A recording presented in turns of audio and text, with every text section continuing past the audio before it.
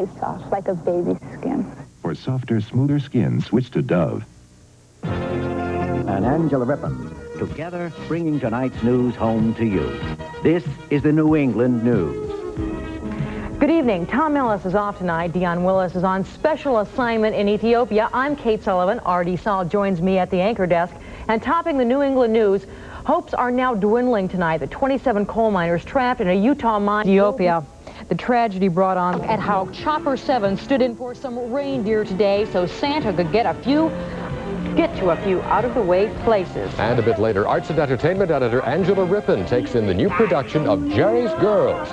All that and more coming up when the New England News continues.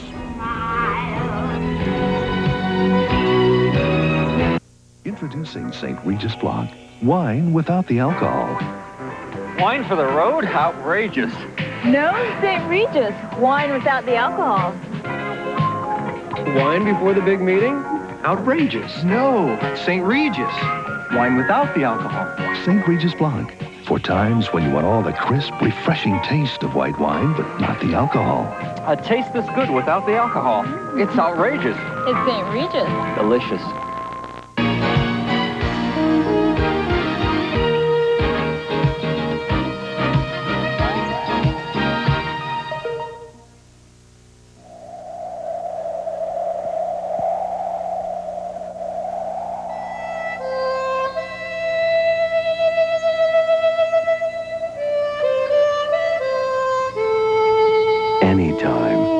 White linen time. Estee Lauder's crisp, refreshing fragrance to live in all year long. Estee Lauder's white linen, now at all Jordan Marsh stores. When Sam here walked into the circus and into my life, I said, here's a man who understands mixed nuts. Sam Fisher, Fisher Nut Company? You can't just roast mixed nuts together, higgledy-piggledy. At Fisher, we roast each kind of nut separately before we mix them. With Fisher mixed nuts, the nuts are mixed, but not the flavors. Fisher. The flavor is unforgettable. It's my name no one remembers. Ladies and gentlemen, Sam Fisher. Fisher Nut Company? This is unfortunately the time of year when some folks enjoy just a little too much holiday cheer and then drive. Well, local and state police are making it clear they are out and watching for you. These live pictures are from North Street by the Callahan Tunnel, where Boston police have set up the first of 2 drunk driving roadblocks over the holidays. This is one tonight. Another will be set up on December 22nd. Police started pulling over cars about 10 o'clock tonight looking for drivers who might be under the influence of alcohol. This driver passed the test, but only after he was told to pull over and get out of the car and be interviewed. Well, what we do is we stop every 1 in 5 or 1 in 10 cars, and what we're doing is initially looking for the smell of alcohol. If we get that or a glazy look, what we'll do is we'll investigate further. How do folks feel about the roadblocks? I don't know if it's very constitutional or not, but I know it's a big problem, but it's touch and go, I think. I feel that my life's in danger when people are driving on the roads drunk. At the state level, there'll be another 300 additional patrols on duty over the holiday week. Moviegoers at SAC theaters will also be seeing a special public service announcement. But because there are that many more of us out to get you. We in this state will make over 40,000 arrests for operating under this year.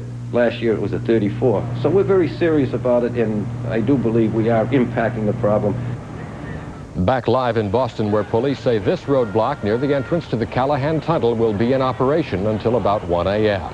And the state crackdown on drunk drivers is getting some help from the Restaurant Association, which is distributing posters like this one to its 2,000 members around the Commonwealth. Kate? Tonight, the MBTA is using a new weapon in its ongoing fight against crime in the transit system.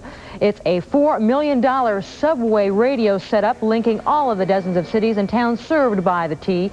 Using those radios, MBTA police and operators can remain in constant communication with T Police headquarters. This system is the only one of its kind in the country, and its unveiling comes as a new report on MBTA crime shows the system is much safer to ride thanks to a new public safety program began almost 2 years ago. And if you're one of the thousands of people who take the MBTA back and forth to work, the state wants to do you a favor. New England News reporter Greg Whalen says the Transportation Office wants to give T riders a better break on their car insurance in the hope that that will reduce the number of cars during the rush hour. There they sat, gridlocked, late for dinner, one of them a member of the Great and General Court. Take a look at these cars. Most of them are one passenger each car. One man seemed to be putting his protest to music. Red door, passes only. Okay. And a block away, these folks boarded a bus, flashing those T-passes about 105,000 riders pay $18 to $100 a month to hold. But if they're auto owners, it earns them a 10% discount on property damage and collision coverage. Now the T wants to boost the discount to 20% on all coverage except fire and theft.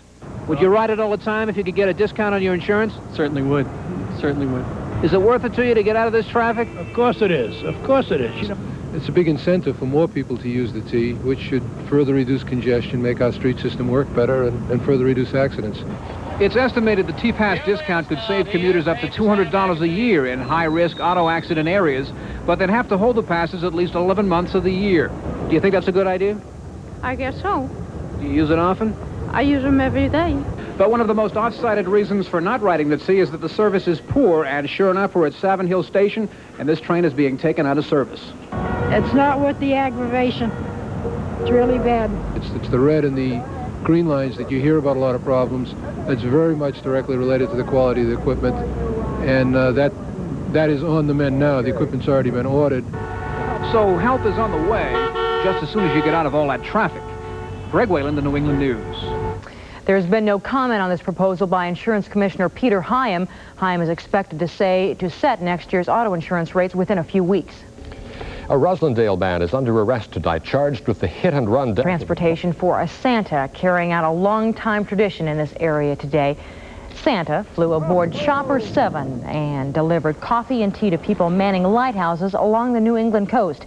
It's a tradition a pilot started 63 years ago after lighthouses helped him see in bad weather and land safely. The deliveries brought joy then and again today. I've begun to believe in Santa Claus all over again. Hey, this is great, really. We've gone all the way from the Fort Point light up in Stockton Springs, Maine, all the way down to Block Island in Long Island Sound, and that's a total of 22 manned stations. Santa and Chopper 7 also made a surprise stop in Duxbury at the delight of several hundred school children. Did you notice the red nose on Chopper 7? Next up, meteorologist Harvey Leonard joins us with a look at the weekend forecast. Harvey says the weekend...